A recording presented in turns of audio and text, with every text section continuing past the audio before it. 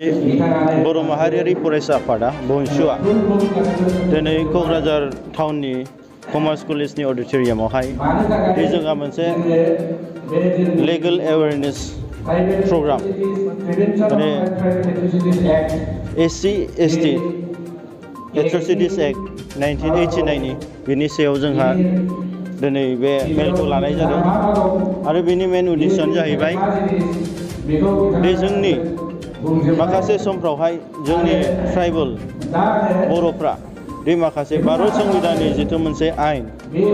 Prevention of एट्रसिटिज act बेनि सायावहाय मिन्थिनो मोनाखैमोन। बिनि जि जोंनि ट्राइबेलफोरनि जि मोनसे पावार बे मोनसे राइट्स बेखौहाय जोंनि बर'फ्रा दिनै मिन्थिनो मोनाखैमोन, जायनि जाहोनाव दिनै गोबां बर'फ्रा दिनै नंखाय साजायनानै पुलिसनि गुलिजों थैनायावबो जोंहा आयेननि मोनसे जास्टिस मोननो थाङाखैमोन। जोंनि बर' माखासे लाइमोनफ्रा बर' हिन्जावफ्रा जिनाहारि खालामजानाय बुथारजानाय बेफोरावबो जोङो आयेननि बे मोनसे जास्टिस मोननो थाङाखैमोन। दा बेनि थाखायनो जों बेफोरखौ रायजो राजानो मिथिहोनो थाखाय आरो स्पेसियेलि जोंनि बर' इयुथ्स बर' लाइमोनफोरनो आरो ट्राइबेल लाइमोनफोरनो दिनै बेखौ मोनसे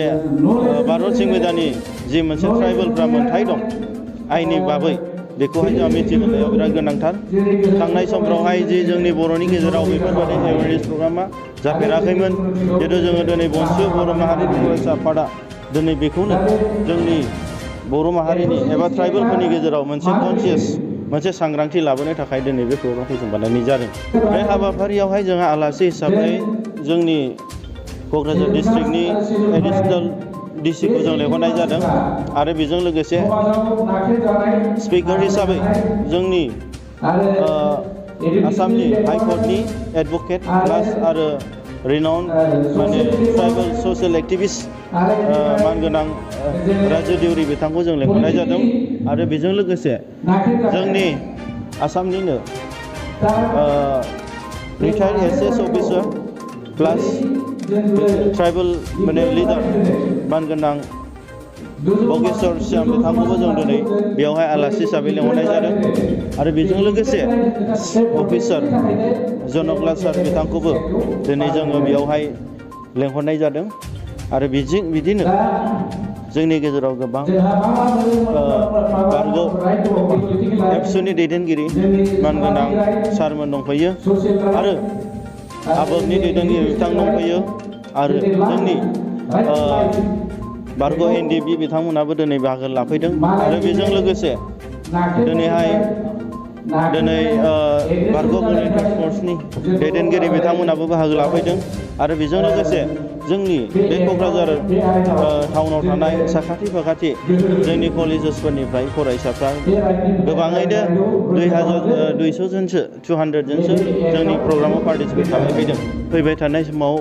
बर' माहारियारि फरायसा आफादा बर' हारिनि थांनानै थानायनि, बर' हारिनि रैखाथिनि, बर' हारिनि जौगानायनि, बर' हारिनि मोनसे गेरेमसा हारि दानायनि थाखाय फैबाय थानाय समाव जों खामानि मावलांगोन आरो जिहेतु जोंना दिनै बंसुआ जिहेतु बर' हारिनि देरसिन जि थांखि बे आलादा रायजो मोनसे सोरजिनाय, बे आलादा रायजो सोरजिनायनि थाखाय जिहेतु जों जानजि खाफ्रादों। बावैसो समनिफ्रायनो जोङो भारत सरकारजों जों मोनसे सावरायनाय एबा खुद्रिसारनाय हाबाफारिखौ जों लागोन, डेमनस्ट्रेसन लागोन। जोङो दिनै बेफोरबादि जि मोनसे एवेयारनेस जि मोनसे जोङो प्रग्राम खालामनो थांदों, बे प्रग्राम खालामनायनि थांनायनि आगोल जिहेतु जोंनि लाइमोनफ्रा जिहेतु दावहायाव जों बाहागो लागोन, बेनि गेजेराव जोङो दिनै जोंनि ट्राइबेलफोरनि जोंनि जि मोनथाय, ट्राइबेलफोरनि जि मोनसे जोंनि आयेन दं, पुलिसफ्रा जोंखौ दिनै माबा मोनसे आलादा रायजोनि नामाव खुद्रिसारोब्ला जोंखौ मेन्टेलि फिजिकेलि हेरेसमेन्ट होयोब्ला जोंनि इयुथ्सफ्रा लाइमोनफ्रा बोरै जों पुलिसजों काउन्टार खालामनो हागोन एबा आयेनजों जों डिफेन्सिभ होनो हागोन जोंनि बर' इयुथ्सफोरखौ, जोंनि दावहारु बिथांमोनखौ। बेनि थाखायनो जोङो दिनै बेफोरबायदि मेलखौहाय जों खुंदों आरो फैबाय थानाय समावहाय जोंनि बर' माहारिनि फरायसा आफादा बर' हारिनि गांनाय उखैनाय, बर' हारिनि थैनाय थांनाय, बर' हारिनि जौगानायनि इसुखौ जोङो दिनै मोनसे मोजां थासारियाव लाबोनाय आरो जोंनि बर' हारिनि थाखाय मोनसे ग्रेटार इन्ट्रेस्टनि थाखाय जोंनि बंसुआ खामानि मावलांबाय थागोन।